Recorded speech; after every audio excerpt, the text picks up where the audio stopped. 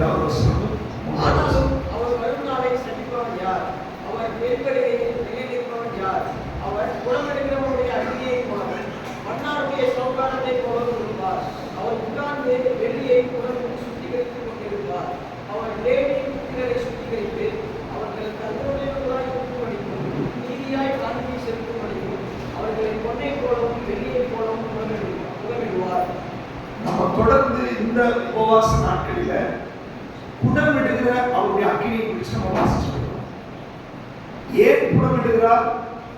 அந்த வெள்ளியையும் பொன்னையும் புடமிட்டு சுத்த பொன்னாகவும் சுத்த வெள்ளியாகவும் இருக்க வேண்டும் என்று சொல்லி தேவன் விரும்புகிறார். சோ புடமிடப்படும் போதுதான் சுத்த பொன் வெளிப்பட ஆரம்பிக்கும். அப்போ ஒரு புடமிடுதல் தேவை. தேவன் நம்மை புடமிட்டு சுத்த பொன்னாக விளங்க வேண்டும் என்று சொல்லி விரும்புகிறார். எல்லாரும் கேட்க முடியும். தசமா இருக்கும்போது எனக்கு கான்சன்ட்ரேஷன் மாதிரி. ஸோ நம்ம தேவ சமூகத்தில் ரொம்ப அட்டென்ஷனாக இருக்கும். ஆவியானவர் அதை ரொம்ப விரும்புகிறார். நீங்க வேடிக்கை பார்க்கறதுக்கோ அது வேற எதுக்கோ நம்ம வரல. இது விலையேற பெற்றதான நேரம். இந்த நேரத்தை நீங்க உதாசீனப்படுத்தக்கூடாது. ஸோ ஆவியானவர் நம்மை புடமிட வேண்டும் என்று சொல்லி விரும்புகிறார். மல்கியா தீர்க்கதரிசன புத்தகம் 4ஆம் அதிகாரம் 1வது வசனத்துல வாசிக்கலாம். சூளையை போல எரிகிற நாள் இதோ சூளையை போல எரிகிற ஒரு நாள் வரப்போகிறது. நல்லா யோசிச்சுக்கோங்க. இந்த நாட்கள் தேவன் நம்ம மேல கிருபை வச்சதுனால, இரக்கம் வச்சதுனால ஒரு உபவாச நாட்களா ஏற்படுத்தி கர்த்தருடைய வார்த்தையை உங்களுக்கு என்ன பண்றாரு? வெளிப்படுத்தி கொண்டிருக்கிறார். சத்தியமே தெரியாத எத்தனையோ விசுவாசிகள் இருந்து கொண்டிருக்கும் போது நமக்கு ஆவியானவர் சத்தியத்திற்குள்ளாய் நம்மை நடத்தி கொண்டிருக்கிறார். எத்தனை பேர் அந்த விசுவாசிகள்? ஏன் நடத்துகிறார் அப்படின்னா, இன்றைக்கு நீங்கள் நிர்விசாரமாக இருந்தால், இன்றைக்கு இதை நீங்கள் உதாசீனப்படுத்தினால், பரிசுத்த ஆவியானவருடைய புடமிடுகிற அக்கினி உங்க மேல வருவதற்கு நீங்க விட்டு கொடுக்காதபடி, புடமிடுகிற ப்ராசஸ்க்குள்ள நீங்க போகாதபடி, நீங்கள் சுத்த பொன்னாக சுத்த வெளியாய் விளங்குவதற்கு உங்களை விட்டு கொடுக்கல அப்படின்னா, 4ஆம் அதிகாரம் 1வது வசனம் சொல்கிறது, சூளையை போல எரிகிற ஒரு நாள். இதுவும் அக்கினி தான், அதுவும் அக்கினி தான். இந்த அக்கினி உங்களை புடமிடுகிறது. இந்த அக்கினி உங்களை பரிசுத்தப்படுத்துகிறது. இந்த அக்கினி உங்களை சுத்திகரிக்கிறது. இந்த அக்கினி உங்களை அனல் மூட்டுகிறது. இந்த அக்கினி உங்களை தரிசனத்துக்கு நேராய் நடத்துகிறது. இந்த அக்கினி தேவனுடைய ஷெக்கினா மகிமையை உங்களுக்குள்ள உள்வாங்கி ரிஃப்ளெக்ட் பண்ணும்படியா ஒரு மகிமை உள்ள பாத்திரமாய் உங்களை மாற்றும்படி புடமிடுகிற அக்கினி வெளிப்படுகிறது. ஆனால் சூளையை போல எரிகிற ஒரு அக்கினி வரப்போகுது. அந்த சூளையை போல எரிகிற அக்கினி என்பது சுட்டெரிக்கும்படியாய் வரப்போகிறது. அது காம்ப்ரமைஸே இருக்காது. புடமிடுகிற அக்கினி என்பது இப்போ ஒரு தங்கத்தை உருக்கணும் அப்படின்னு சொன்னா அதுக்கு பர்டிகுலர் டெம்பரேச்சர்ல தான் அந்த ஹீட்டை பண்றான். இல்லைன்னா ஃபுல்லா உருகி ஒன்றில்லாம போயிடும். ஸோ அந்த பர்டிகுலர் ஹீட்டுக்கு மேல அது போகாது. நீங்க ஆவியானவர் சொல்றாரு, உங்களை கழிவை வெளியே எடுக்கும்படி, உங்களை பரிசுத்தப்படுத்தும்படி, உங்களை சுத்திகரிக்கும்படி ஒரு பர்டிகுலர் லெவல்ல அந்த ஹீட்டை கொடுக்குறாரு. சின்ன ஒரு கடிதல், சின்ன ஒரு ஒழுங்குபடுத்துதல், சின்ன ஒரு சுத்திகரிப்பு. எதுக்கு அப்படின்னா என் பிள்ளைகளும் டேமேஜ் ஆகக்கூடாது, கழிப்பு வெளியே இருக்கணும், களையும் கொடுக்கணும், பயிரும் டேமேஜ் ஆகக்கூடாது. பரிசுத்த ஆவியானவர் அந்த வகையில செயல்பட்டு கொண்டிருக்கிறார். நீங்க ஒன்னும் பிரச்சனை இல்லை, இந்த ஹீட்டெல்லாம் நம்ம தாங்கிட்டு தான் இருக்கோம், அதெல்லாம் ஒன்றும் பிரச்சனை இல்லை, ஆவியானவர் அப்படியே தான் செயல்படுறாரு. நீங்க விட்டுட்டே இருக்கீங்கன்னா ஆண்டு சொல்றாரு, ஒரு சூளையை போல இருக்கிற நாள் வருது. நீங்க எஸ்கேப் ஆக முடியாது, நீங்க அதை தப்பிக்க முடியாது. ஒரு சூளைன்னு சொல்ல என்ன? தீச்சூளை அப்படின்னா எல்லா குப்பையும் போட்டு தீய வச்சுட்டா என்னது? நீ என்ன போட்டாலும் எரியாது, எரிஞ்சு சாம்பலாயிரும். ஒரு நாள் வரப்போகிறது, நீங்கள் அக்கினியும் தண்டலும் எரிகிற நரக கடலிலே எரிந்து சாம்பலாகக்கூடிய ஒரு நேரம் வரும். சோதம் குமாரல ஆண்டவர் எச்சரிப்பு கொடுத்தார். நோவாவின் காலத்தில் ஆண்டவர் எச்சரிப்பு கொடுத்தார்.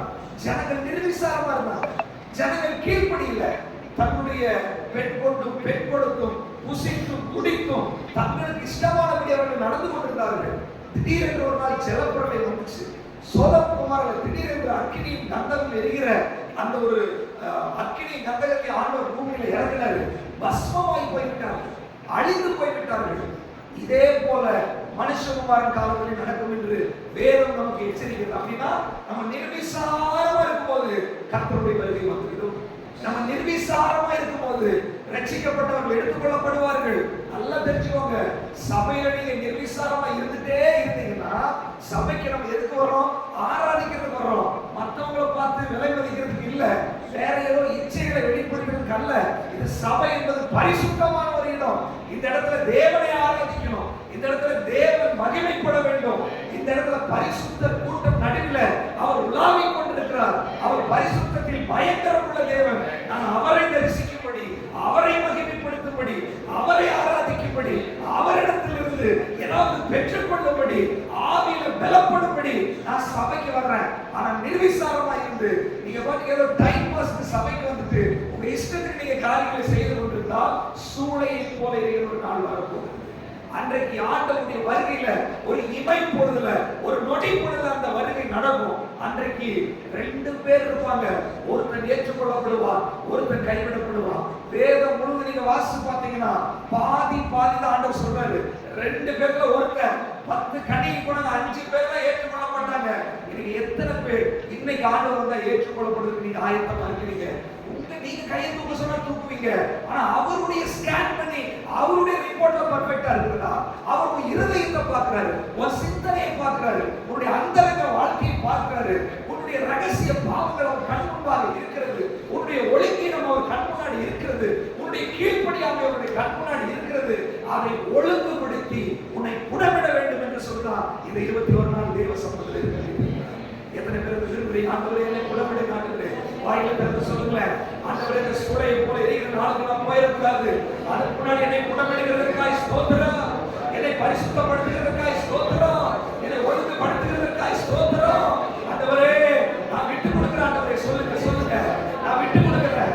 உன்னை புடமிடுகிற அக்கினி கடந்து வருவதாக, என்னை பரிசுத்தப்படுத்துவதாக, என்னை சுத்திகரிப்பதாக.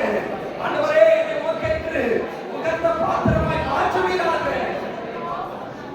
Thank you, Lord. Hallelujah. பரிசுத்த ஆவியானவர் அந்த புடமிடுகிற பிராசஸை நம்ம கூட செய்யலாம். அவருடைய நோக்கம் என்ன தெரியுமா?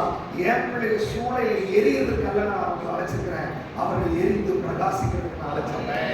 அவர்கள் மலையின் மேல் இருக்கிற பட்டணம், அவர்கள் அந்த தங்கம் எப்படி அந்த வெளிச்சத்தை உள்வாங்கி ஜொலிக்கிறதோ அது மாதிரி என் பிள்ளைகள் கரிந்து சாம்பலாவதற்கல்ல, அவர்கள் ஜொலிப்பதற்காக நான் அழைச்சிருக்கிறேன். ஹalleluya.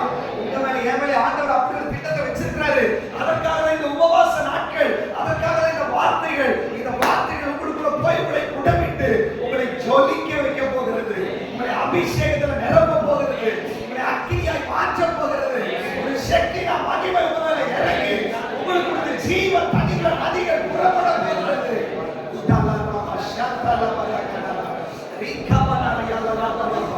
ஒவ்வொருத்தருமே ஆண்டவர் பெரிய திட்டத்தை வச்சிருக்காரு. ஒவ்வொருத்தருமே ஒரு தரிசனத்தை வச்சிருக்காரு. உன்னை சும்மா விட போறது இல்லை. நான் உன்னை சும்மா இருக்கிறதுக்கு இல்லை மகளை நான் அழைச்சிருக்கிறேன். நீ சாம்பலாகிறதுக்கு இல்லை நான் அழைச்சிருக்கிறேன். நீ அக்கினில இறையாவதற்கு நான் அழைக்கல. நீ ஜொலிக்கிறதுக்காக நான் அழைச்சிருக்கிறேன். நீ எரிந்து பிரகாசிக்கிறதுக்கு நான் அழைச்சிருக்கிறேன். நீ மகிமைப்படும்படி நான் அழைச்சிருக்கிறேன். நீ என்னுடைய நாமத்தை வெளிப்படுத்தும்படி நான் அழைச்சிருக்கிறேன். என்னை இந்த உலகத்துக்கு ரிஃப்ளெக்ட் பண்ணும்படி நான் அழைச்சிருக்கிறேன்.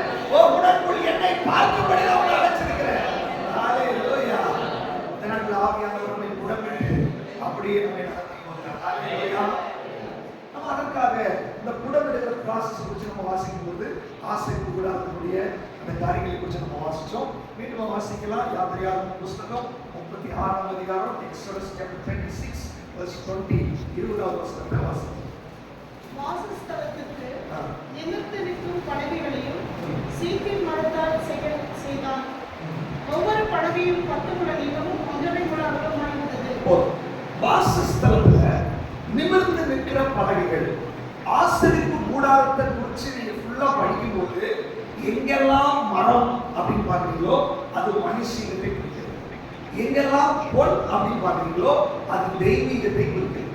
அப்போ பலகைகள் செய்யப்பட்டது. அதனுடைய 4 பக்கத்துல செவுரு மாதிரி பலகைகள் நிறுத்தப்பட்டது. அந்த பலகைகள் ஒரு சைடு 20, இந்த சைடு 20, முன்னாடி சைடு அதாவது உள் பிரகாரமா இருக்கிற சைடுல 8, 2 கார்னர்ல 2, மொத்தம் 50 பலகைகள் நிறுத்தப்பட்டது. சோ ஒரு பலகைக்கு கீழே அது நிமிர்ந்து நிற்க வேண்டும் என்று தேவனுடைய திட்டம். சோ நம்ம நிமிர்ந்து நிற்கணும் தான் தேவன் விரும்புகிறார். எப்ப நிமிர்ந்து நிற்க முடியும்? வெள்ளி பாதங்கள் கொடுக்கப்பட்டிருச்சு. அந்த வெள்ளி பாதங்கள் நிற்கும் போதுதான் பலகை நிமிர்ந்து நிற்க முடியும். பாதம் இல்லைன்னா அது சாய்ந்து போய்விடும். பாதம் இல்லைன்னா அது குப்புற விழுந்து விடும். ஒன்னா டேமேஜ் ஆகும், இல்லைன்னா அதே உடைஞ்சிடும். ஆண்டவர் சொல்றாரு, நீ ரட்சிப்பின் அனுபவத்துக்குள்ள கிருபையும் சத்தியத்தை குறித்து நம்ம தியானிச்சோம். தேவ கிருபையை நீ சரியா புரிந்து கொள்ளவில்லை என்றால், தேவனுடைய சத்தியத்தை நீ புரிந்து கொள்ளவில்லை என்றால், அல்லது கிருபையும் சத்தியமும் உள்ளடக்கி இருக்கிற இயேசுவோடு உனக்கு ஒரு உறவு இல்லாவிட்டால், தொடர்பு இல்லை, உறவு, தொடர்பு கொள்றோம். பிரச்சனை வரும்போது ஆண்டவரே ஆண்டவரே எங்க போறீங்க, போராட்டம் வரும்போது ஆண்டவரே ஆண்டவரே எங்க, இது தொடர்பு. ஆண்டவர் நீ பிரச்சனை வரும்போது தொடர்பு கொள்றதுக்கு இல்லை நான் அழைச்சது, எப்போதும் உறவு கொள்ள முடியாது நம்மளை அழைச்சிருக்கிறேன். அப்ப அந்த வெள்ளி என்பது இயேசுவோடு தொடர்பு கொள்ளுகிறதை குறிக்கிறது. அந்த பலகைகள் இந்த வெள்ளி பாதத்தோடு எப்போதும் தொடர்பு கொண்டவைகளாய் இருக்க வேண்டும். அப்படி தொடர்பு கொண்டவைகளாய் இருந்தால் உங்க கிறிஸ்தவ வாழ்க்கையில ஒரு நாள் சாட்சி போட மாட்டீங்க. நீங்க தொடர்புல இல்லைன்னா கீழே வந்து ஒன்னா பலகை உடையும், இல்லைன்னா அடுத்தவன உடையும். ஒன்னா நீங்க பிரச்சனைக்குள்ள போவீங்க, இல்லைன்னா உங்க மூலமா அடுத்தவங்க பிரச்சனைக்குள்ள ஆவாங்க. சபையில ஒரு விசுவாசி, ரட்சிக்கப்பட்ட தேவ பிள்ளை, தேவனோடு சரியான உறவுல இல்லைன்னா அந்த பிள்ளைனால சபைக்கு பிரச்சனை வரும். ரட்சிக்கப்பட்ட ஒரு விசுவாசி தேவனோடு சரியா இல்லைன்னா அவருடைய அல்லது அந்த மகனுடைய ஆவிக்குரிய வாழ்க்கை சரியாக இல்லாததுனால அவங்களுக்கு அது பிரச்சனையா வந்துடும். ஆண்டவர் சொல்றாரு, தேவ சமூகத்துல ரொம்ப ஜாக்கிரதையா இருக்க வேண்டும். தேவ சமூகத்துல தீமோத்தேயுக்கு பவுல் எழுதுறாரு, நீ தேவனுடைய வீட்டில் நடக்க வேண்டிய விதம் என்னதென்று நீ அறியும்படிக்கு இதை உனக்கு எழுதுறாரு. 1 கொரிந்தியர்ல 14ஆம் அதிகாரத்துல பவுல் சொல்றாரு, சகலமும் நல்லொழுக்கமாகவும் கிரமமாகவும் செய்யப்பட கடவுது. எப்படி வேணாலும் சபையில் இருக்க முடியாது, அதற்கென்று சில சட்ட திட்டங்கள் கொடுக்கப்பட்டிருக்கிறது. அதனால டைமென்ஷன் கொடுங்க, இவ்வளவு அகலம் இருக்கணும், இவ்வளவு நீளம் இருக்கணும், இப்படிதான் இருக்கணும், இவ்வளவு நம்பர்ஸ் இருக்கணும், எல்லாத்துலயும் ஒழுக்கம் இருக்கிறது. உன் குடும்பம் எப்படி இருக்கணும், நீ கணவனா எப்படி இருக்கணும், மனைவியா எப்படி இருக்கணும், சபை விசுவாசியா எப்படி இருக்கணும், யூத் மீட்டிங்ல எப்படி இருக்கணும், சில்ட்ரன்ஸ் மீட்டிங்ல எப்படி இருக்கணும், வர்ஷிப் எப்படி பண்ணணும், செய்தி எப்படி கொடுக்கணும், எல்லாத்துக்கும் ஒழுங்கு இருக்கிறது. ஒழுங்கை மீறி நம்ம நடக்கக்கூடாது. நம்முடைய ஒழுங்குகள் தேவன் ஒழுங்கானவர் என்பதை வெளிப்படுத்துகிறவர்களாக இருக்க வேண்டும். நீங்க ஒழுங்கை மீறி நடக்கும்போது ஒன்னா உங்க மூலமா அடுத்தவங்களுக்கு பிரச்சனை வரும், இல்லைன்னா உங்களுக்கே பிரச்சனையாக மாறிவிடும். ஆண்டவர் சொல்றாரு, நீ ஒழுக்கத்தோட நிமிர்ந்து நிற்க வேண்டும் என்று தேவன் விரும்புகிறார். ஹalleluya, ஹalleluya. குறித்து நம்ம கடந்த நாட்களில் சிந்திச்சுட்டு வந்தோம். அதே நேரத்தில் அந்த ஆண்டவரோடு இருக்கிற அந்த உறவு குறித்து நம்ம நிறைய காரியங்களை நம்ம தியானிச்சு கொண்டிருந்தோம். பரிசுத்த ஆவியானவர் நம்முடைய அந்த அன்பை நமக்குள்ள வெளிப்படுத்தி ஆண்டவரோடு ஐக்கியமா இருக்கிறதுக்கு நமக்கு உதவி செய்வாராக. இன்றைக்கு அந்த பலகைகள் நிமிர்ந்து நிற்கிறது மட்டுமல்ல, 34ஆம் வசனத்தை வாசிக்கலாம். பலகைகளை ஒட்டி தகட்டால் மூடி தாழ்பால்களின் இடங்களாகிய அவைகளின் வளையங்களை பொன்னினால் பண்ணி தாழ்பால்களை பொன் தகட்டால் மூடினார். நல்லா கவனிச்சுக்கோங்க. பலகைகள் வைக்கிறதுக்கு என்று சில ஒழுங்குகள் இருக்கிறது. பலகனை யாரு யாரு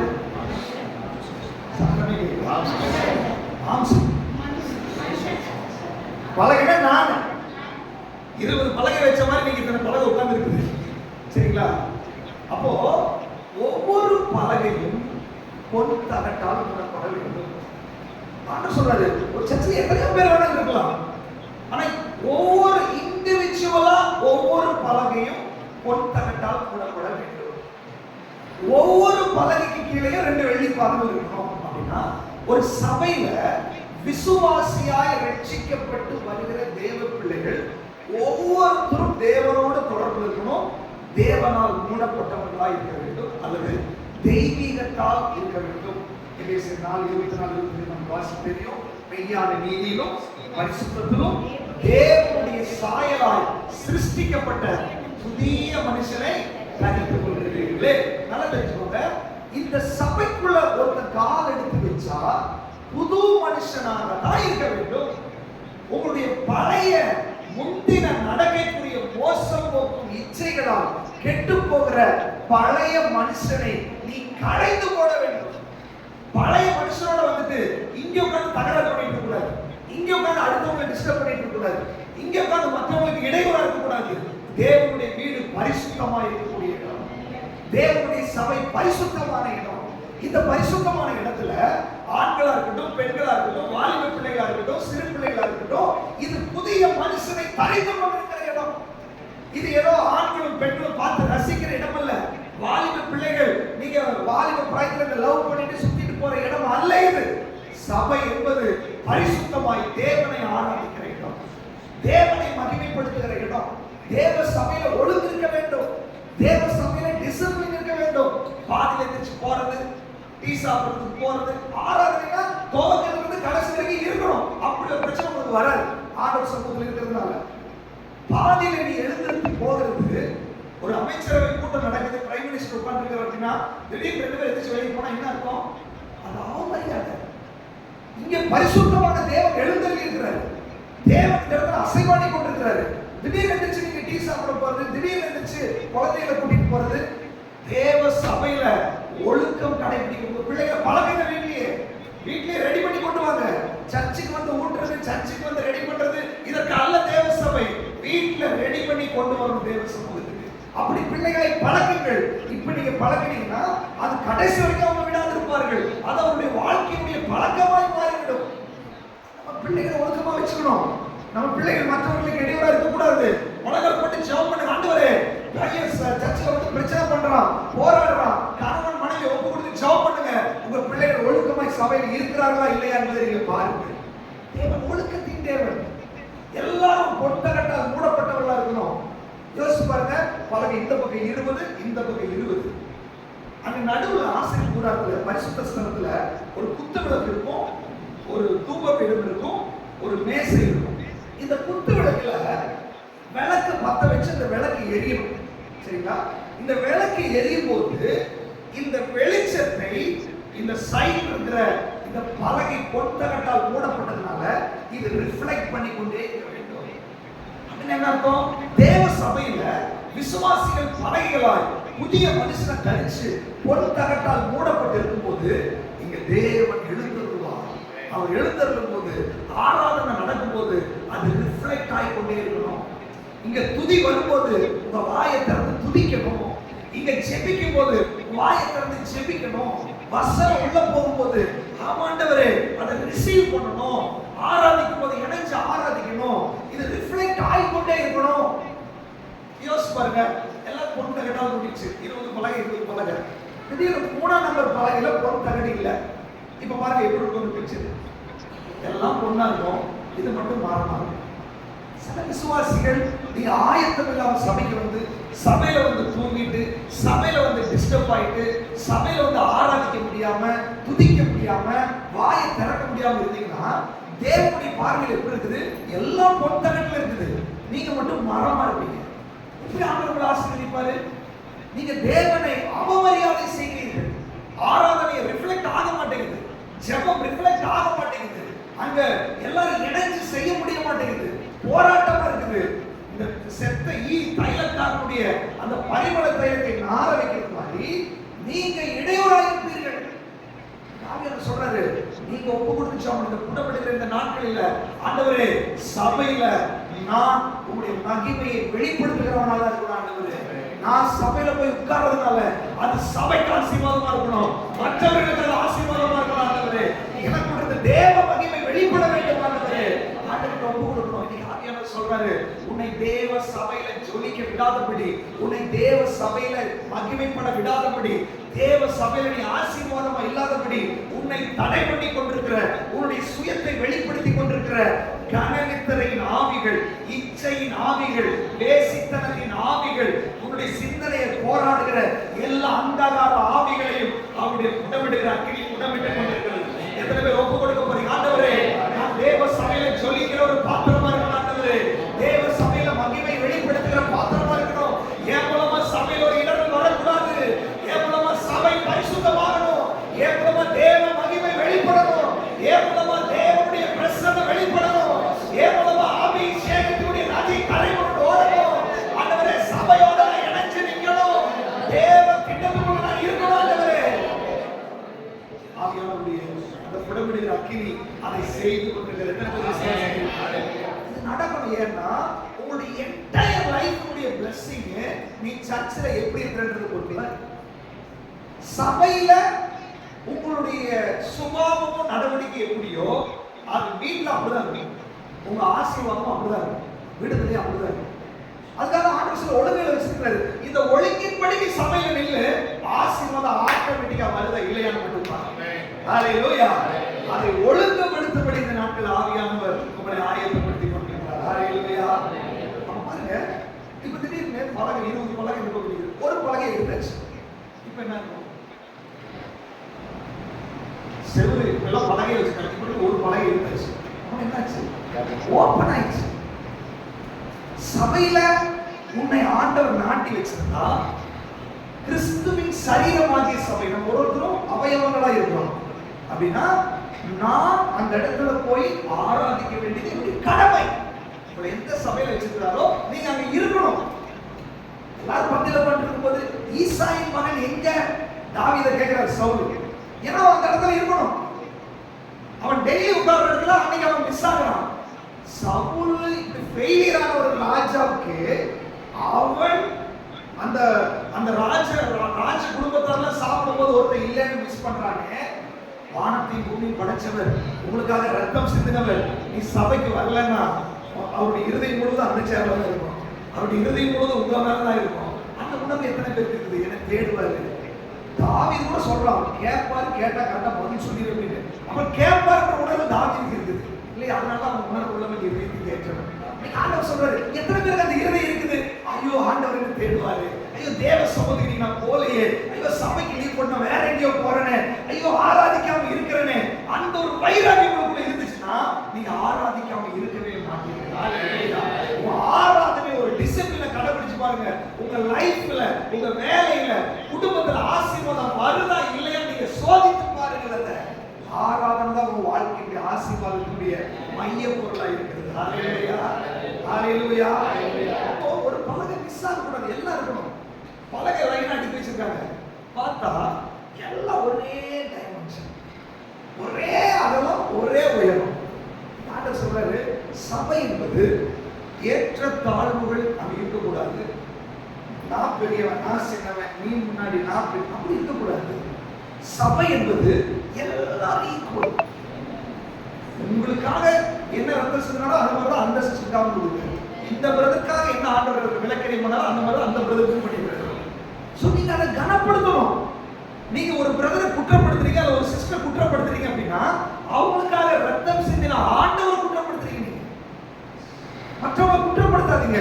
மற்றவர்களை குற்றப்படுத்துறதுக்கு உனக்கு அதிகாரமே கிடையாது. சபையில யாரை யார் குற்றம் என்கரேஜ் பண்ணுங்க, விசாரிங்க, உற்சாகப்படுத்துங்க. மற்றவர்களை குற்றப்படுத்துறதுக்கு தேவன் நீதிமான் ஆக்கினவரை குற்றவாளி ஆக்குறவன் யார்? இல்லையா? 1 யோவான் 2ஆம் அதிகாரத்துல சகோதர ஐக்கியத்தை குறித்து சொல்லப்பட்டிருக்கு. சகோதரர்கள் ஐக்கியமா இருக்கணும். ஐக்கியத்தினுடைய இது எப்போ அன்பு வரும்போது அந்த ஐக்கியம் வரும். ஒருத்தர் ஒருத்தர் குற்றப்படுத்தி ஒருத்தருக்கு ஒருத்தர் விரோதமா இப்படியே நீங்க பேசிட்டு இருந்தீங்கன்னு சொன்னா அது சத்துருவுக்கு இடம் கொடுக்கிற மாதிரி இருக்கும். தேவனுடைய சபையில ஒருவருக்கு விரோதமாய் ஒருவர் முறையிடாது. முறையிடவே கூடாதா? ஒரு சிஸ்டர் பண்றது உங்களுக்கு வேதனையாச்சா, ஒரு பிரதர் பண்றது வச்சா பலரை முடிச்சா பண்ணுங்க. உங்களுக்குள்ள இருக்கிற ஆவியானவர் அங்கே இருக்கிறாரு, உங்களை மீண்டு கொண்டு வந்து அங்கே இருக்கிறாரு. நீங்க நேரா மேல ரிப்போர்ட் பண்ணுங்க, அவர் அந்த உணர்வு கொடுப்பாரு. அடுத்த வாரம் மாற்றத்தை நீங்க பார்ப்பீர்கள். ஆனா நீங்க முறையிட்டீங்கன்னா அடுத்த வாரம் நீங்க பிரச்சனையை பார்ப்பீர்கள். நீங்க ஆண்டவரிடத்துல முறையிட்டா அவர்கள் மனம் திரும்பினதை நீங்க பார்ப்பீர்கள். ஹalleluya. சபையில ஒரு பிரச்சனையை டீல் பண்ண வேண்டிய விதம் இருக்கிறது. உங்க இஷ்டத்துக்கு நீங்க டீல் பண்ண முடியாது, உங்க இஷ்டத்துக்கு நீங்க காரியங்களை செய்ய முடியாது. இது தேவன் ஏற்படுத்தின ஒரு ஆபீஷியலான ஒரு சிஸ்டம் இதுக்குள்ள இருக்கிறது. தேவன் ஏற்படுத்தின ஒரு ஒழுங்குமுறை இது இருக்கிறது. ஏதோ நம்ம சும்மா உட்கார்ந்து ஆராதிக்கிற போறோம் நீங்க நினைக்காதீங்க. இது பரலோகத்தினுடைய சாயலுக்கு ஒத்து இருக்கிறது. ஹalleluya. தேவதூதர்கள் அதை உன்னிப்பாய் பார்த்து கொண்டிருக்கிறார்கள். சபையின் மூலமாய் கிறிஸ்தியேசுவுக்கு சதா காலங்களிலும் மகிமை உண்டாகி கொண்டிருக்கிறது. இந்த சபை கிறிஸ்துவை வெளிப்படுத்துகிற சபையா இருக்க வேண்டும். அது உங்க பார்க்க ரொம்ப முக்கியம். ஹalleluya. அப்படி ஒழுக்கமா இருக்கணும். பலகைகள் பாருங்க, ஏற்ற தாழ்வுகள் இருக்கணும், உயர்வு தாழ்வு இருக்கக்கூடாது. ஜாதி வித்தியாசம், பண வித்தியாசம், பணக்கார ஏழை இந்த பிரச்சனை சபையில் இருக்கக்கூடாது. எல்லாரும் கிறிஸ்துவின் இரத்தத்தால் மீட்கப்பட்டவர்களாக இருக்கிறோம். ஹalleluya, ஹalleluya. பலகைகள் பாருங்க, அந்த வசனத்தை நீங்க வாசிச்சு பாத்தீங்கன்னா பலகைகள் அப்படி இந்த காடி எடுத்து அப்படி ஒண்ணு இது பண்ணி அப்படி எல்லாம் இசைவாய் வைக்கப்பட்டிருக்கிறது. தனித்தனியா வைக்கப்பட்ட பலகைகள் ஒண்ணுக்கு ஒண்ணு ஜாயின் பண்ணி வைக்கப்பட்டிருக்கிறது. நல்லா கவனிச்சுக்கோங்க. அதனுடைய 3வது வசனம் வாசிக்கிறதுல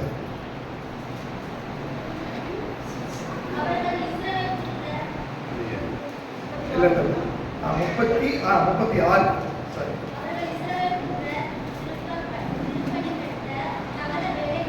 இல்ல சரி 22. ஒவ்வொரு பலகைக்கும் ஒன்றுக்கொன்று சமதூரமான 2 கழுத்துகள் இருந்தது. வாசஸ்தலத்தின் பலகைகள் எல்லாம் இப்படியே செய்தார். 29 வாசிங்க. அவைகள் கீழே இசைக்கப்பட்டிருந்தது. 28 29 பாத்தீங்கன்னா பலகைகள் இசைக்கப்பட்டிருந்தது. இங்கிலீஷ்ல என்ன போடுறாங்க? along with 2 additional frames to reinforce the rear corners of the so tabernacle. Frame பண்ணி ஜாயின் பண்ணிருக்கு. அதான் சொல்றாரு.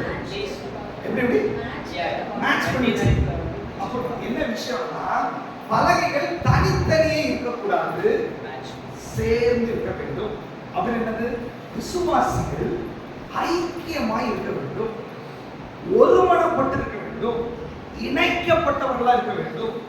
அவங்களுக்கு சார் பேச மாட்டோம், இவங்களை பேச மாட்டோம், இவங்களை பிடிக்காது, இவங்களை அசட்டை பண்றது அப்படின்னா அந்த இசைவாய் இணைக்கப்பட முடியாது. தேவ சபையில எல்லாரும் இசைக்கப்பட்டவர்களா இருக்கணும். நான் இவங்க கிட்ட பேச மாட்டேன், இவங்க கிட்ட பேச மாட்டேன். சபைக்குள்ள அப்படி ஒரு கோபதாபங்கள், வைராக்கியங்கள் சபைக்குள்ள இருக்கக்கூடாது. தேவன் எல்லாத்தையும் ஒன்றா வச்சுக்க. சரி, இப்ப நல்லா கண்டிப்பா கவனிச்சீங்கன்னா பலகையும் பொறுத்தரட்டாலும் முடியல. இப்ப 2 பலகையும் ஜாயின் பண்றாங்க. மரமும் டச் பண்ணுமா, பொண்ணு டச் பண்ணுமா? அப்படியே நம்ம சபையில மரமும் டச் பண்ணுது.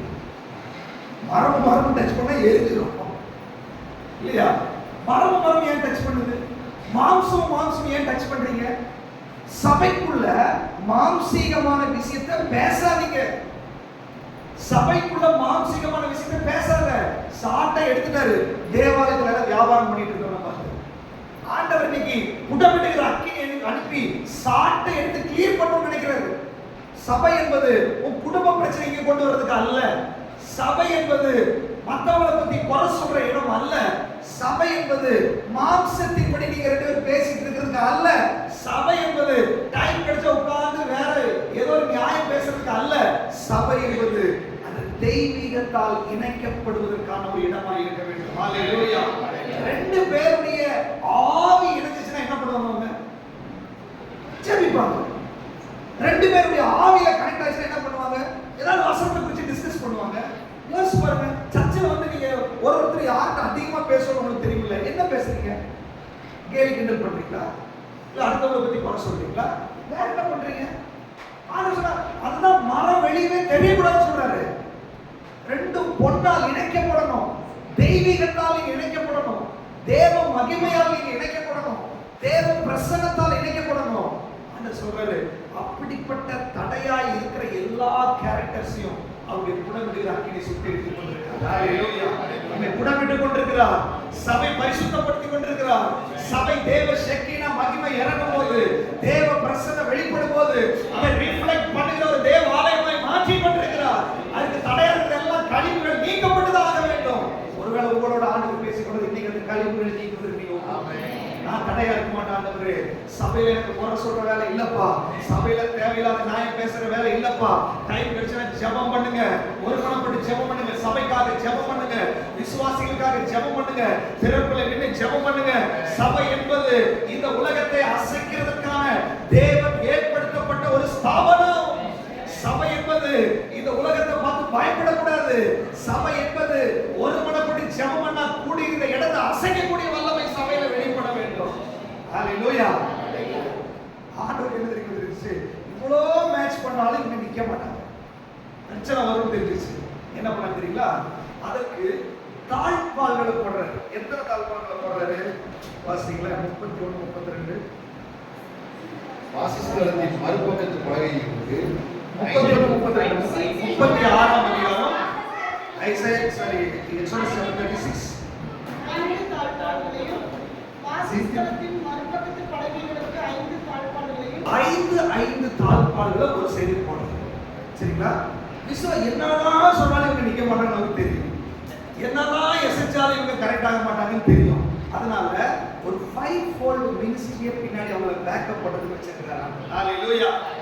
அன்றைக்கு பழைய ஏற்பாட்டுல தோரா 5 ஆகமங்கள், ஆதியாகமம், யாத்திரையாகமம், லேவியராகமம், என்னாகமம், உபாகமம், இதுதான் இவங்களுடைய மைண்டுக்குள்ள எப்போதும் இருக்கும். அதை படிச்சுட்டே இருப்பாங்க. பிரமாணங்களை கொடுத்துருக்காரு. அது சொல்ற இஸ்ரவேல் ஜனங்களுக்கு, இந்த பிரமாணங்கள் உனக்குள்ள இருந்தாதான் இந்த பலகை கரெக்டா நிக்கும். ஆண்டவர் சொல்றாரு 5 வகையான ஊழியங்கள், உபதேசங்கள் உங்களுக்கு கொடுக்கப்படும் போது, எதுக்கு சர்ச்சில் உபதேசம், எதுக்கு ஜெபம், எதுக்கு வேத வாசிப்பு, எதுக்கு உபவாச ஜெபம், உன் பலகை கொஞ்சம் சாயாம இருக்கிறதுக்கு சப்போர்ட் பண்ணுங்க. ஹalleluya. அது மாத்திரம் பலகை தனியா போகணும், அதை இணைச்சு வைக்கிறதுக்காக 2 இணையினால அந்த ஊழியங்கள் நடைபெறணும், அங்க ஒரு உபதேசம் நடைபெறணும், அங்க ஒரு தீர்க்கதரிசன ஆவி வெளிப்படணும். 5 வகையான ஊழியங்கள் என்னது? அப்போஸ்தல ஊழியம் வெளிப்பட ஆரம்பிக்கும் போது உனக்குள்ள இருக்கிற பிரச்சனைகளை கண்டுபிடிச்சு, உனக்குள்ள இருக்கிற அழைப்பை கண்டுபிடிச்சு, உன்னை என்கரேஜ் பண்ணி உங்களோட ஊழியத்தை நிறுத்துறது.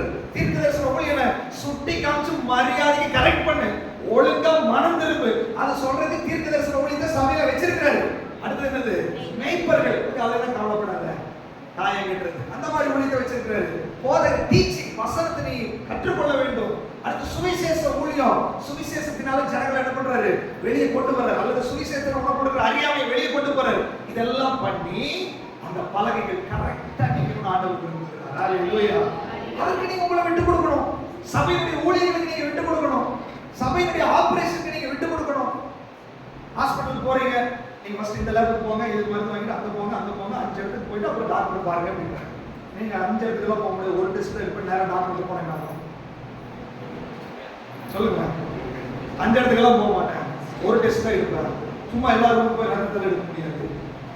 அப்படின்னு என்ன நடக்கும்? டாக்டர் வெளியே போய் நான் ட்ரீட்மெண்ட் கொடுக்க மாட்டேன்.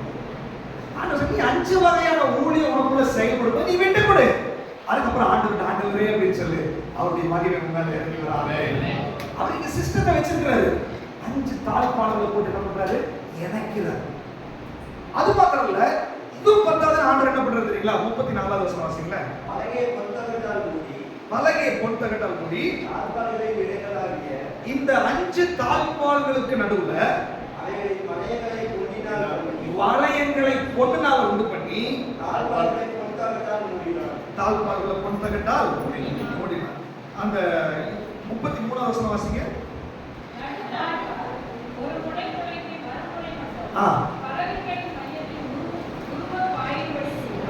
இப்ப என்ன பண்றாரு அப்படின்னா, பலகை நிறுத்தியாச்சா, எல்லாத்துக்கும் 5 தாழ்பாளை போட்டாச்சா, எல்லாம் இசைவா காடி போட்டு நல்லா இணைச்சு வச்சாச்சா. ஆனாலும் ஆண்டவருக்கு நம்பிக்கை வரல. கீழே வெள்ளி பாத்திரத்துல நிக்குது, ஆனாலும் நம்பிக்கை வராம என்ன பண்றாரு? இந்த விசுவாசி அப்படியே எஸ்கேப் ஆயிடுவாங்கன்னு சொல்லிட்டு இந்த 20 பலகை இருக்குதுல்ல, நடுவுல கோல்டு ரிங்ஸ், இது வந்து பொன்னால் மூடப்பட்டது இல்ல, சுத்த பொண்ணது. அப்படின்னா யாரை குறிக்குது? தெய்வீகத்தை குறிக்குது, ஆண்டவரை குறிக்குது. ஒவ்வொருத்தருக்கு பின்னாடி ஒரு பொன் வளையல போட்டு மொத்தத்துல ஒரு ராட உள்ள போட்டு கனெக்ட் பண்ணி வச்சிருக்கு. அப்படின்னா ஒவ்வொரு விசுவாசம் நம்ம எல்லாம் இருக்க பாருங்க, நம்ம எல்லாத்தையும் பின்னாடி இயேசுன்ற ஒரு பெல்ட்டை போட்டு எல்லாத்தையும் கனெக்ட் பண்ணுவாங்க. ஹalleluya, ஹalleluya. பிரதர் நிக்கிறது இயேசுவால தான், நான் நிக்கிறது இயேசுவால தான். அவரையும் அவர் தான் தாங்கிட்டு இருக்காரு, என்னையும் அவர் தான் தாங்கிட்டு. அப்படின்னு என்ன இருக்கும்? நான் ஒரு பலகை சாய்ச்சுன்னா என்ன இருக்கும்? மொத்தம் அத்தனை பலகை சாயும். ஹalleluya. ஒரு பலகைக்கு துக்கம் வந்துச்சுன்னா மொத்தமா அத்தனை பலகையும் துக்கம். ஒரு பலகை சந்தோஷப்பட்டா மொத்தமா அத்தனை பேர் சந்தோஷம். எப்படி தெரியுமா? கிறிஸ்துவால் இணைக்கப்பட்டிருக்கிறோம். ஹalleluya.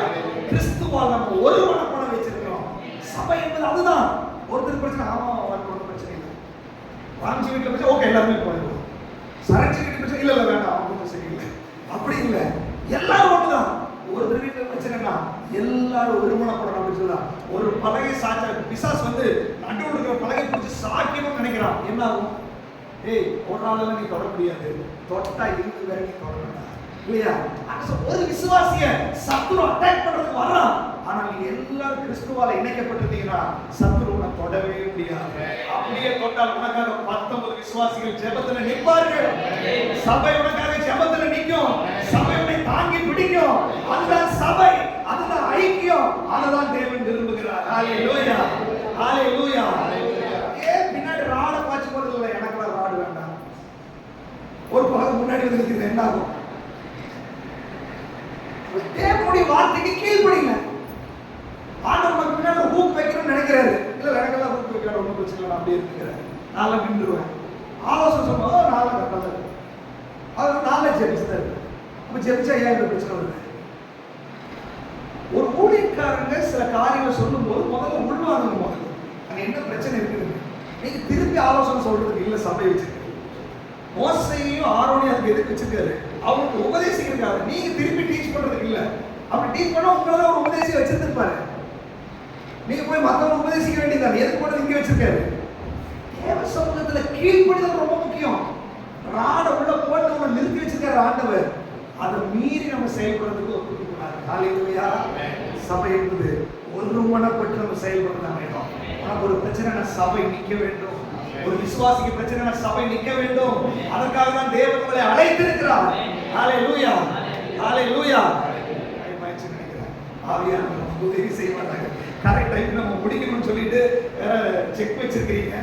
இருந்தாலும் கொஞ்சம் ஒரு 4 விஷயம் மட்டும் பார்த்துட்டு நம்ம முடிக்க போகிறோம். அப்போ இந்த பலகைகள் நிமிர்ந்து நிற்கணும். எப்போ பலகை நிமிர்ந்து நிற்கும்? இந்த சிஸ்டம் எல்லாம் இருந்தால் மட்டும்தான் நீங்க நிமிர்ந்து நிற்க முடியும். என்னைக்கு ஒரு விசுவாசி வைராக்கியமா நிற்க முடியும்? இந்த ஒழுங்குகளுக்குள்ள இருந்தா மட்டும்தான் நீங்க வைராக்கியமா நிற்க முடியும். இல்லைன்னா நீங்க விழுந்து விடுவீர்கள். நான் கேட்கிறேன், யோசிச்சு பாருங்க. 5 லாக் போட்டிருக்குது, ஒரு ராட் போட்டிருக்குது, ஃப்ரேம் போட்டிருக்குது, கீழே ஸ்டாண்ட் போட்டிருக்குது. பலகை விழுறதுக்கு ஏதாவது வாய்ப்பு இருக்குதா? ஏதாவது வாய்ப்பு சொல்லுங்களேன். இந்த மாதிரி செட்டப் பண்ணிருக்கீங்க, பிரதர் ஃபேப்ரிகேஷன் பண்ண, இப்படி ஒரு பண்ண ஏதாவது விழுறதுக்கு வாய்ப்பு இருக்குதா? ஒரு நாள் விழுறதுக்கு வாய்ப்பு இல்லை. அப்புறம் எப்படி விழுகிறோம்? அப்புறம் எப்படி சர்ச்சில் வந்து ஒரு மாதிரி உட்கார்ந்துருக்கிறோம்? அப்படின்னா நீங்க இந்த சிஸ்டத்துக்குள்ளேயே இல்லை. அப்படின்னா 21 நாள் உபவாச ஜெபத்துல உன்னை வேத வசனத்தினுடைய ஒழுங்குக்குள்ள கொண்டு வரணும்னு ஆரம்பிக்கிறாங்க. சபையினுடைய ஒழுங்குக்குள்ள வரணும்னு விரும்புகிறார். நீ நினைச்சு சர்ச்சில் போய் ஞாயிற்றுக்கிழமை போயிட்டு அப்படியே உட்காந்து பின்னாடி சேர வந்து அப்படியே ஓடிடலாம். சபையில அப்படியே வந்துட்டு ஆமைன்னு சொன்னா ஓடிடலாம். ஓடிங்க. சூளையை போல இருக்கிற ஒரு நாள் வருது. அன்னைக்கு தெரியும், ஐயோ இந்த சிஸ்டம் எனக்கு தெரியலையே, உபதேசம் எனக்கு தெரியலையே. நீங்க சபைக்கு வந்தாதான் உபதேசம் சொல்றது உங்க காதுக்குள்ள போகும். வசனத்தை ஒருத்தர் பிரசங்கிக்காவிட்டால் எப்படி கேள்விப்படுவான்? கேள்விப்படலன்னா எப்படி விசுவாசிப்பான்? விசுவாசிக்கலன்னா எப்படி உங்களுக்கு விடுதலை நடக்கும்? நீங்க ஆண்டவருக்கு உபதேசம் சொல்றாரு. நீங்க மதத்துக்குள்ள விடுதலை விலகும் போது ஆண்டவர் இதை கைட் பண்ணி சரியான சிஸ்டத்துக்குள்ள உங்களை கொண்டு வந்து நிறுத்த வேண்டும் என்று விரும்புகிறார். ஹல்லேலூயா, ஹல்லேலூயா. அதுல வேகமாக நீங்க போகணும். இந்த பலகைகள் கீழே வெள்ளி நிறுத்தியாச்சு. மேல சுத்தி பலகை, அப்ப மேல சீலிங் போட்டோம்ல, அன்னைக்கு காங்கிரீட் எல்லாம் கிடையாது. அன்னைக்கு என்ன பண்ணிருக்காரு? 4 வகையான மேல மூடுறதுக்கான தொங்கு திரை, மூடு திரை, 2 திரைகள் இருக்கு. தொங்கு திரைனா பரிசுத்த ஸ்தலத்துக்கும் மகா பரிசுத்தத்துக்கும் 2 ஸ்கிரீன். இது வந்து தொங்கு திரை. மூடு திரை அப்படின்னா சீலிங் மேல மூடுது. வாசிக்கலாம். யாத்திரையாகிய புஸ்தகம் 26ஆம் அதிகாரம் 1வது வசனம். வேகமாக வாசிங்க, நான் வேகமாக முடிச்சுக்கிறேன். யாத்திரையாகிய எக்ஸோடஸ் சாப்டர் 26 verse 1. மேலும் திரிந்த மெல்லிய பட்டு நூலினாலே, இளநீல நூலினாலும், இரத்தாம்பர நூலினாலும், சிவப்பு நூலினாலும் நெய்யப்பட்ட 10 மூடு திரைகளால் வாசஸ்தலத்தை உண்டு பண்ணுவாயாக. அவைகளில் விசித்திர வேலையாக கேருபீன்களை செய்யக்கூடாது. போதும், நல்லா கவனிச்சுவாங்க. இப்ப பலகை நிக்குது, பொன் தகட்டால் மூடப்பட்டிருக்குது, அங்க இணைக்கப்பட்டிருக்குது, வெள்ளி பாதத்துல நிக்குது, ஒரு விசுவாசியை அடையாளப்படுத்துகிறது.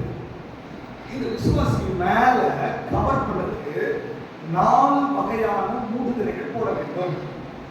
4 வகையான மூடுதிரைகள்ல கவர் பண்ணியிருக்க வேண்டும். ஒரு மூடுதிரை எப்படி இருக்குமாமா? அதுல மெல்லிய பஞ்சு நூல், இளநீல நூல், இரத்தாம்பர நூல், சிவப்பு நூல். மெல்லிய பஞ்சு நூல் இயேசு கிறிஸ்து பரிசுத்தமானவர் என்பதை குறிக்கும். அடுத்தது இளநீல நூல் அவர் மகிமையை குறித்துக் கொண்டிருக்கிறது.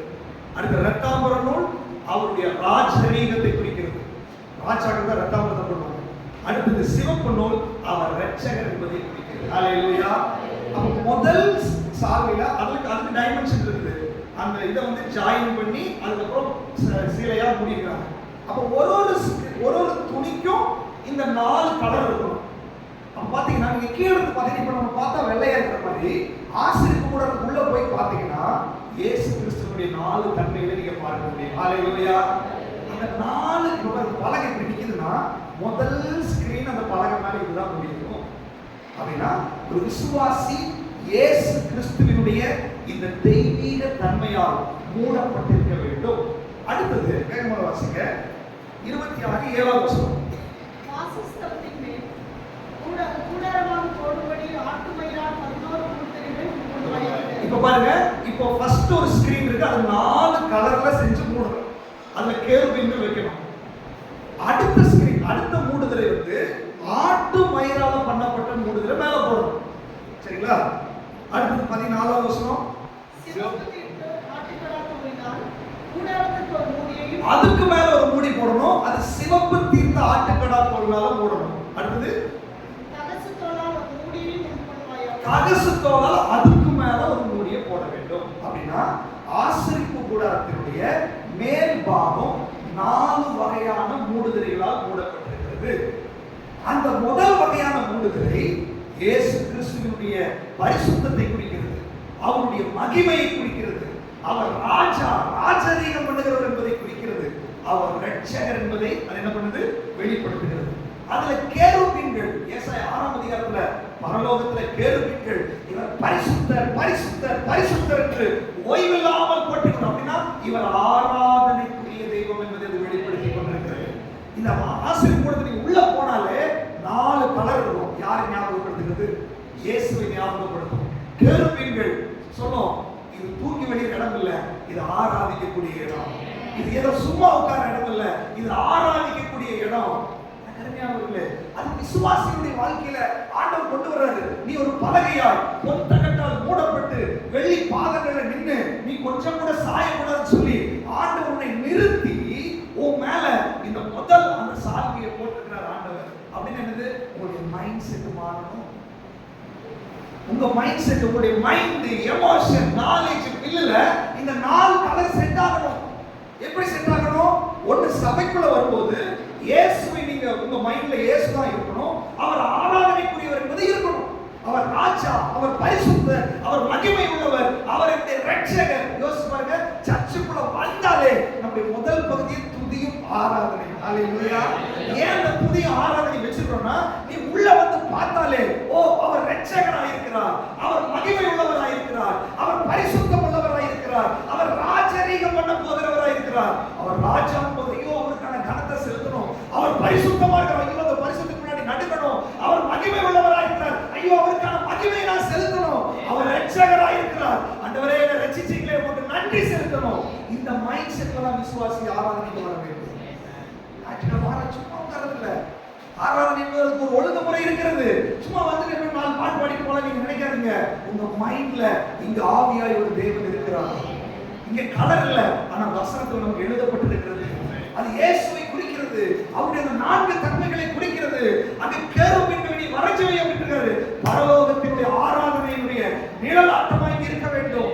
சபை என்பது ஆராதனைக்குரிய இடம். இங்க ஆராதனை நடக்க வேண்டும். தனி மனுஷ ஆராதனை அல்ல, அது தேவனுக்கு மகிமையும் ஆராதனை நடக்க வேண்டும். பரஸ்பரம் பாஸ்டருக்கு ஆராதனை நடக்குது, பாஸ்டருக்கு ஆராதனை நடக்குது, மனிதர்களுக்கு ஆராதனை நடக்குது. அதற்கு அல்ல தேவன் அதை தேர்ந்தெடுத்தாரு. உள்ள போறத பார்த்தாலே என்னுடைய ஆராதனை இந்த ராஜாவுக்காக, என்னுடைய ஆராதனை என்னுடைய இரட்சகருக்கு, என்னுடைய ஆராதனை என்னுடைய மீட்பருக்கு, என்னுடைய ஆராதனை மகிமை பொருந்தினவருக்கு, அதை அடையாளப்படுத்துகிற கேருபீன்கள் அங்கே இருக்கிறது. ஒரு விசுவாசியுடைய மைண்ட் செட் அப்படி இருக்க வேண்டும். அதே நேரத்துல ஒரு விசுவாசிக்கு ஒரு மைண்ட் செட் வரணும். எப்படி தெரியுமா? அவர் எனக்குள்ள இருக்கிறதுனால, அந்த கிறிஸ்து நான் ஆராதிக்கிற அந்த இயேசு எனக்குள்ள இருக்கிறதுனால என் மைண்டுக்குள்ள நான் பரிசுத்தமாக்கப்பட்டிருக்கிறேன். நான் ராஜரீக ஆசாரிய கூட்டம். தேவனை மகிமைப்படுத்தி இருக்கிறார், தேவனை மீட்டிருக்கிறார். இந்த 4 விஷயம் உங்க மைண்ட் செட்ல இல்லைன்னா உங்களால ஆராதிக்கவே முடியாது. நீ உள்ள வந்தோடனே பிசாசு என்ன சொல்றான்? இல்ல இல்ல நீ எல்லாம் பாவம் பண்ணிட்டு முடிச்சு அன்னைக்கு பாட்டே வராது. பிசாசு நீ விடுதலை ஆகல அப்படி முடிச்சு போச்சு. அதனாலதான் உள்ள வந்தோடனே இந்த 4 கலர் உன் மைண்டுக்குள்ள வந்துருக்கிறேன்.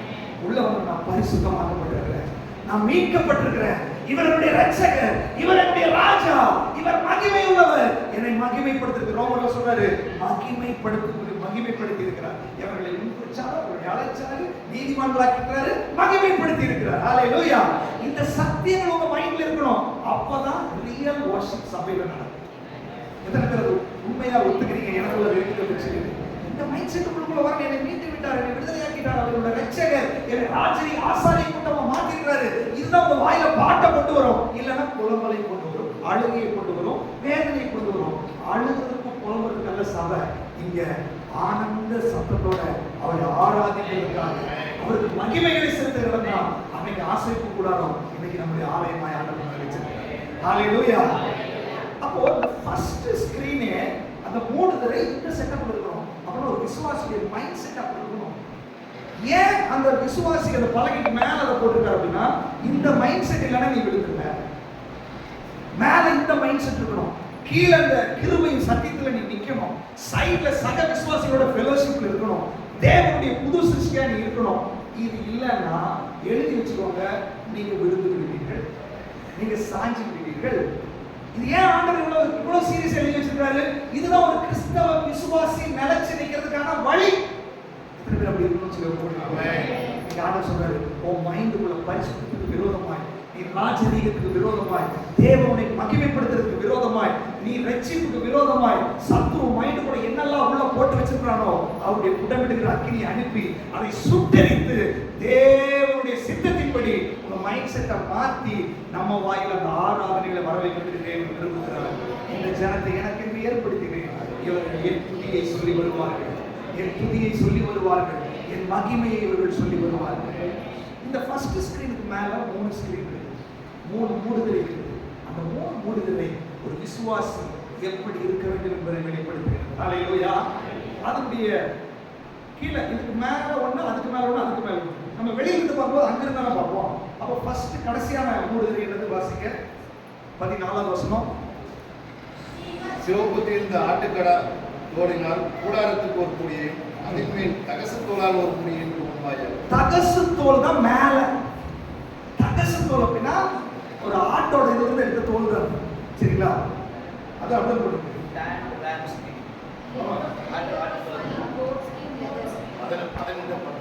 பதனிடப்பட்ட தோல். அந்த தோல் தாழ்மையை குறிக்கிறது. ஹalleluya. ஒரு விசுவாசி தாழ்மையாய் இருக்க வேண்டும் என்று தேவன் விரும்புகிறார். அடிக்கப்படுகிறவர்களுக்கு சத்தமிடாத, மயிர் கத்திரிக்கிறவர்களுக்கு முன்பாக சத்தமிடாத இருக்கிற ஆட்டை போல இயேசு இருந்தார் என்பதற்காக அது கொடுக்கப்பட்டிருக்குது. அது எனக்கு என்ன சொல்லுது அப்படின்னா, நீ தாழ்மையா இரு சபையில, நீ தேவனுடைய பிள்ளையா, நீ தாழ்மையா இரு. பெருமை உள்ளவனுக்கு தேவன் எதிர்த்து நிற்கிறாரு. கொஞ்சம் கிருபை வச்சுனா, கொஞ்சம் வரங்கள் வச்சுனா, ஆவியான விஷன்ஸ் கொடுத்தாருன்னா, வெளிப்பாட கொடுத்தாருன்னா, தீர்க்கதரிசனம் கொடுத்தாருன்னா, தாழ்மையாய் அதனை செயல்படுத்து தேவ சபையில. உனக்கு ஒரு தாழ்மை வரணும், அகங்காரம் வரக்கூடாது. பெருமை வந்தாலே பிசாசு உள்ள போயிடுவான். பாருங்க, ஆசை கூடாது யாராவது பார்த்தாங்கன்னா ஃபர்ஸ்ட் எதை பார்க்குறாங்க? தாழ்மையை தான் பார்க்குறாங்க. அப்படி நீங்களே தேவனுடைய ஆலயம், உங்களை வெளியிலிருந்து யாராவது பார்த்தா தாழ்மையை பார்க்க வேண்டும். உங்க ட்ரெஸ்ஸிங் ஒரு தாழ்மை இருக்கட்டும், உங்களுடைய பேச்சில் ஒரு தாழ்மை இருக்கட்டும், உங்களுடைய நடவடிக்கையில் ஒரு தாழ்மை இருக்கட்டும், உங்களுடைய செயல்பாடு ஒரு தாழ்மை இருக்கட்டும். பெருமை வந்தாலே ஆசைக்கு கூட உங்களுக்கு சம்பந்தம் இல்லைன்னு அர்த்தம். பெருமை வந்தாலே இயேசுவுக்கு உனக்கு சம்பந்தம் இல்லைன்னு அர்த்தம். தேவன் தாழ்மை விரும்புகிறார். ஏன்னா அவர் அடிமையின் ரூபமாய் தாழ்மையாய் இந்த உலகத்தில் வந்தார். ஹalleluya. எனக்கு ஆவியானவர் சொல்றாரு, அவருடைய உடம்படியில் அக்கினி இந்த பெருமையான காரியங்களை சுத்தரிக்கும்படி தருகிறார். அந்த கழிவை நீக்கி ஒரிஜினல் தாழ்மை உங்களுக்குள்ள கொடுக்கும்படி ஆவியானவர் இறங்கி வந்திருக்கிறார். ஹalleluya. அடுத்தது மேல இருக்கிற தோல் என்னது? சிவப்பு தீர்ந்த ஆட்டுக்கடா. சிவப்பு தீர்ந்த ஆட்டுக்கடா. ஆட்டுக்கடா. அப்ப சிவப்பு அப்படின்னாலே இந்த ஆடு அடிக்கப்பட்டது குறிக்கிறது. இயேசு அடிக்கப்பட்டார். ஏசாயா 53 வாசிங்க, அவர் அடிக்கப்பட்டார், நொறுக்கப்பட்டார் அப்படின்னா இத்தனை அடி வாங்கின ஒரு பதில் ஒண்ணுமே பேசல. அது எனக்கு என்ன சொல்லுகிறது அப்படின்னா, சகிப்பு தன்மையை குறிக்கிறது. கிறிஸ்தவனா இருந்தா உனக்கு ஒரு தாழ்மை வரணும், அது உனக்கு ஒரு சகிப்பு தன்மை வரணும். சகிக்கணும். ஏன் தீமையை சகிக்க முடியாது? ஏன் உன் சகோதரனுடைய பலவீனத்தோட சகிக்க முடியாது? ஏன் அந்த சிஸ்டர் சொல்றதுனால தாங்க முடியாது?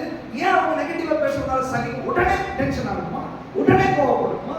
உடனே நீங்க ரியாக்ட் பண்ணணுமா? இல்ல இல்ல, சகிப்புத்தன்மை வேணும். உங்களை பார்க்கும்போது ஒரு சகிப்புத்தன்மை உங்களுக்குள்ள உண்டாயிருக்கணும்.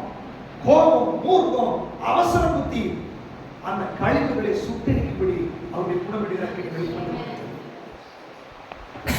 ஒரு விசுவாசி சகிப்புத்தன்மையால் மூடப்பட்டிருக்கும் ஆண்டவர் விரும்புகிறார். சகிப்புத்தன்மை வேணா பலகை விழுந்துரும். இதெல்லாம் மைண்ட் செட் தலையில் இருக்கிறதுக்காக தான் மேல பூட்டப்பட்டிருக்குது. சகிப்புத்தன்மை உங்களுடைய சிந்தனையா இருக்கட்டும். சகிப்புத்தன்மை எப்போதும் மைண்ட்ல இருக்கட்டும். டென்ஷன் பார்ட்டியா இருக்காதீங்க. எல்லாத்தையும் சகிக்கிறதுக்கு தேவன் உங்களை அழைத்திருக்கிறார். கிறிஸ்துவின் நிமித்தம் விசுவாசிக்கிறது மாத்திரமல்ல, பாடுபடுவதற்கு உங்களுக்கு அருளப்படுகிறது. நீங்கள் நன்மை செய்து நீங்க சகிப்பு பாடு அனுபவிக்கணும். நீங்க தீமை செஞ்சா எல்லாரும் தான் பாடுபடுறாங்க. திருடிட்டு போய் ஜெயில போய் அடி வாங்குறாங்க. ஆனா சொல்ற நீ நன்மை செய்து பாடு அனுபவிக்கக்கூடிய ஆண்டவர்களை அழைச்சிருக்க இல்லையா? தீமைக்கு தீமை செய்யாதுங்க. மற்றவர்கள் உங்களுக்கு என்ன செய்யணும்னு நினைக்கிறீங்களோ அதை நீங்க மற்றவங்களுக்கு செய்யுங்க. மாமியாருக்கு சகிப்புத்தன்மை வரணும், மருமகளுக்கு சகிப்புத்தன்மை வரணும், கணவனுக்கு சகிப்புத்தன்மை வரணும், மனைவிக்கு சகிப்புத்தன்மை வரணும், பெற்றோர்களுக்கு சகிப்புத்தன்மை வரணும், பிள்ளைகளுக்கு சகிப்புத்தன்மை வரணும். இந்த 21 நாள் உபவாச ஜெபத்துல அவருடைய பிள்ளைகளாகிய நமக்குள்ள சகிப்புத்தன்மையே வராதபடி நம்மளை டெம்பர் ஆக்கி கொண்டிருக்கிற அந்த களிம்பை வெளியே எடுத்து நமக்கு இயேசுவின் சுபாவத்தை கொடுத்து நமக்கு சகிப்புத்தன்மை கொடுக்க வேண்டும் என்று ஆண்டவர் விரும்புகிறார். ஹல்லேலூயா. அது குடும்பம் பரலோகமா மாறிடும், சபை பரலோகமா மாறிடும், விடுதலை நடக்க ஆரம்பித்து விடும். ஹல்லேலூயா. அடுத்த தோல் என்னவாமா? மேல 7வது வசனம். வாசஸ்தலத்தின் மேல் கூடாரமாய் போடும்படி ஆட்டு மயிரால் கட்டிய ஆட்டு மயிர், ஆடு, இது ஆடுதான். இது இயேசு கிறிஸ்துவுடைய ரட்சிப்பை குறிக்கிறது. உலகத்தின் பாவத்தை சுமந்து தீர்க்கிற தேவ ஆட்டுக்குட்டி. அது ஏன் விசுவாசிகளுக்கு அடையாளப்படுத்திருக்குது அப்படின்னா உங்களுக்கு ஒரு ஆத்ம பாரம் வர வேண்டும், வாஞ்ச வரணும். ஊழியத்துல எங்கேயோ இந்த மரமா என்ன வெட்டி கொண்டு வந்து ஷேப் பண்ணி பெசலையிட்ட கொடுத்து ரெடி பண்ணி கொண்டு வந்து நிறுத்தி பொன்தகட்டால் மூடி வெள்ளி பாதத்துல நிறுத்தி, நீ கீழே கூட தரையில் நிற்காதமா, வெள்ளி பாதத்தில் நின்று நிறுத்தி எல்லாம் பண்ணி நீ விழுந்துடக்கூடாது, இத்தனை காரியங்களை செஞ்சு ஆண்டவர் மேல அந்த சால்வை போடுறது எது தெரியுமா? உனக்கு ஒரு ஆத்ம பாரம் வரணும். நான் வந்து நிக்கிறேன், எத்தனை மரம் காட்டுல நிக்குது, நான் வந்து இங்க அலங்கரிக்கப்பட்டிருக்கிறேன், எத்தனை பேர் அலங்காரம் இல்லாம இருக்கிறாங்க, நான் பொன்தகட்டால் மூடப்பட்டிருக்கிறேன், எத்தனை பேர் பாவத்தால் மூடப்பட்டிருக்காங்க, என் சொந்த பந்தத்துக்குள்ள எத்தனை பேர் அப்படி இருக்கிறாங்க. அந்த ஆத்ம பாரமுடைய அனுபவமாய் மாற வேண்டும். உன் மைண்ட் செட்ல அதுதான் இருக்கணும். நம்ம 3 சாலை மூடுகிறாங்க. என்ன சொல்றது? ஒரு கிறிஸ்தவனுக்கு, ஒரு ரட்சிக்கப்பட்ட விசுவாசிக்கு இந்த 3 விஷயம் எப்போதும் மைண்ட்ல இருக்கணும். முதல் சொன்ன அந்த 4 விஷயம் எப்போதும் உடைய மைண்ட்ல இருக்க வேண்டும். அந்த 4 விஷயம் உங்க மைண்ட்ல இருந்துச்சுன்னா சபையில உங்களுடைய ஆராதனை மகிமை உள்ளதாய் மாற ஆரம்பிச்சு. அதுக்கு மேல இருக்கிற 3 விஷயம் உங்களுக்குள்ள சரியா இருந்துச்சுன்னு சொன்னா உங்களை கொண்டு ஆண்டவர் தன்னுடைய திட்டத்தை நிறைவேற்ற ஆரம்பித்து விடுவார். ஹல்லேலூயா. உங்களை வச்சு அவர் ஏதாவது திட்டம் செய்யணும்னு வச்சா முதல்ல உங்களுக்கு ஒரு தாழ்வு வரணும், அப்புறம் சகிப்புத்தன்மை வரணும், அப்புறம் ஆத்ம பாரம் வரணும். இது 3 இல்லாதவங்க கீபோர்டு கூட வாசிப்பாங்க. இது 3 இல்லாதவங்க மைண்ட் குடிக்க கூடாது. இது 3 இல்லாதவங்க தேவ சமூகத்தில் நிற்க கூடாது. நீங்க ஆவியான சொல்ற லீடர்ஸ் மனைவிகள் ஊழியத்தில் இருக்கிறவங்க இன்னைக்கு ஒரு ஆண்டவர் இந்த 3 கோர்வையை மேல போட்டாம ஆனா சபையில போய் நிற்க கூடாது. எனக்கு ஒரு தாழ்மை கொடுங்க, எனக்கு ஒரு சகிப்பு தன்மை கொடுங்க, எனக்கு ஒரு ஆத்ம பாரத்தை கொடுங்க ஆண்டவரே. அல்லது இப்படிப்பட்ட ஒரு ஆசரிப்பு கூடமாய் நான் மாறணும் ஆண்டவரே, இப்படிப்பட்ட ஒரு வல்லமையான ஊழியக்காரனா நான் மாறணும் ஆண்டவரே. ஆண்டவர் சொல்ல நம்ம சபையில் அப்படிப்பட்ட சில கூட்டத்தை எழுத போகிறார். விசுவாசி அப்படி கண்களை ஆண்டவரை நோக்கி பார்க்கலாமா?